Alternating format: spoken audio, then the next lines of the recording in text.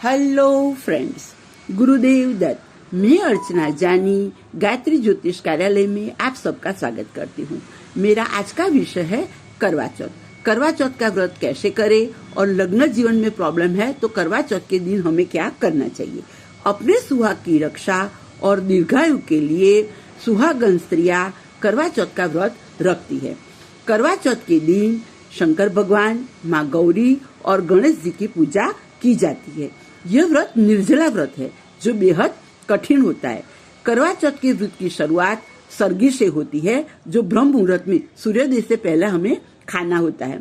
उसका चंद्रमा के दर्शन के बाद व्रत का पालना किया जाता है और इस व्रत में चंद्रमा की पूजा का भी विशेष महत्व रखता है। इस दिन सुहागन महिलाएं ये व्रत रखकर संध्या के समय शुभ मुहूर्त में करवा चौथ की व्रत की पठन करती है।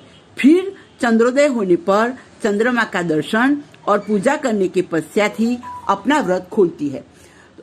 वो दिन वो कैलेंडर मिलता है जो करवा चौथ का होता है। उसमें माँ पार्वती, गणेश भगवान और गोदी में बैठे हुए शंकर भगवान जो मिलता है तो उसका पूजन किया जाता है और माँ पार्वती को सारे श्रृंगार अर्पण किए जाते हैं।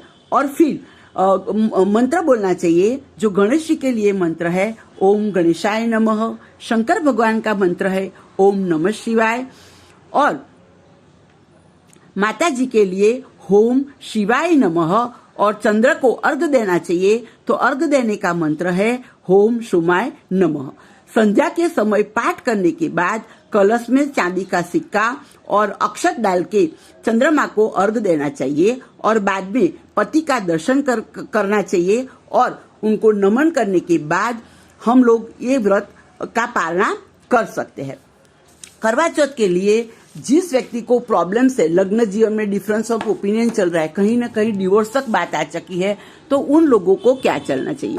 तो सबसे पहले जो सुहागन स्त्री है उसे हाथ में पीले रंग की चूड़ियां पहननी चाहिए और वो दिन पूरा 16 श्रृंगार करना चाहिए। करवा चौथ के दिन हम लाल सिंदूर, केसर, चने की दाल का दान करना चाहिए। वो करने से लग्न जीवन में जो कोई दिक्कत है वो कम हो जाती है। दुर्गा चालीसा का पाठ भी करना चाहिए और उसमें दुर्गा माता का 108 नाम होता है तो वो नामावली हमें पढ़नी चाहिए। वो दिन हम विष्णु सहस्त्र का पठन भी कर सकते हैं और शिवलिंग पर दही से अभिषेक करना चाहिए। तो दही का अभिषेक करने से पति पत्नी में प्यार और दुलार बढ़ता है। वो दिन हम रामचरितमानस का पाठ भी कर सकते हैं। अगर शादीशुदा जिंदगी में कहीं ज्यादा ही प्रॉब्लम चल रही है, बात डिवोर्स तक आ गई है, तो उन लोगों को क्या करना चाहिए।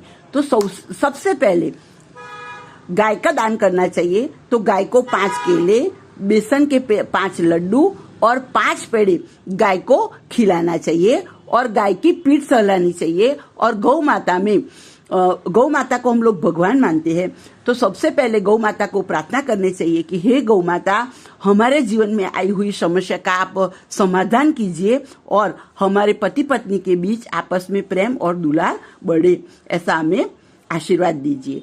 आपसी प्रेम और विश्वास बढ़ाने के लिए एक लाल कपड़ा लीजिए और उसमें पीली सरसों लीजिए, उसमें 2 गोमती चक्र डाल दीजिए और एक व्हाइट कागज में पति का नाम और दूसरे कागज में पत्नी का नाम लिख लीजिए और सारी चीजों को इकट्ठा करके एक पोटली बना के आपके घर में कहीं जगह पर छोड़ दीजिए।